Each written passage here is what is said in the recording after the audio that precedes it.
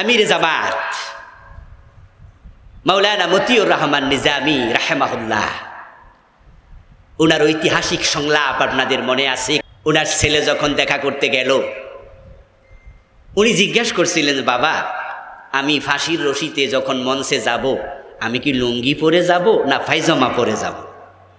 পরামর্শ করতেছেন। আচ্ছা, যে বেটা কিছুক্ষণ পরে মইরা যাবে, এই বেটা লুঙ্গি না পায়জামা, কথায় তো মনে থাকার কথা না। 28 অক্টোবরের কথা আপনাদের মনে আছে? 2000 কত সন ছিল? 6। যখন লগি বইটার তাণ্ডব চলছিল পল্টনে, ঠিক ওই টাইমে মতিউর রহমান নিজামী রাহেমাহুল্লাহ মাইকে বক্তৃতা দিচ্ছিলেন। উনার বক্তৃতাটা চলাকালেই মূলত লগি বৈঠার তাণ্ডবটা শুরু হয়। সে বক্তৃতা এখনো ইউটিউবে আছে, আপনারা একটু শুনবেন, নিরপেক্ষ দৃষ্টিতে শুনবেন। ওই টাইমেও মতিউর রহমান নিজামী রাহেমাহুল্লাহ উনার কর্মী বাহিনীকে উত্তেজিত করার মতো একটা শব্দ বলেন নাই।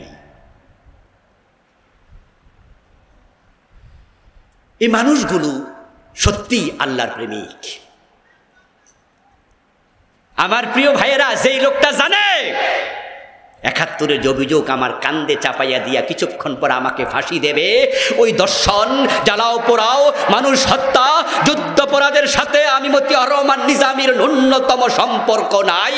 সুতরাং যে অপরাধে ফাঁসি দেয়া হচ্ছে আমি অপরাধী নই। সুতরাং আমার এই ফাঁসির মৃত্যুটা কি স্বাভাবিক মৃত্যু না শাহাদাত? তুমি তার ছেলের সাথে বলবে যে কি কাপড় পরবো, গল্প করবে, টেনশন নাই।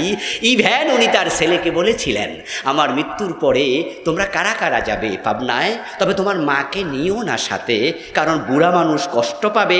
তুমি যাইও, তুমি আমার নামাজের ইমামতি করো। মনে হয় যেন বেড়াতে যাচ্ছে, গল্প চলছে, কোনো টেনশন নাই। আলা বিযিকিরিল্লাহি তাতমাইন্নুল কুলুব।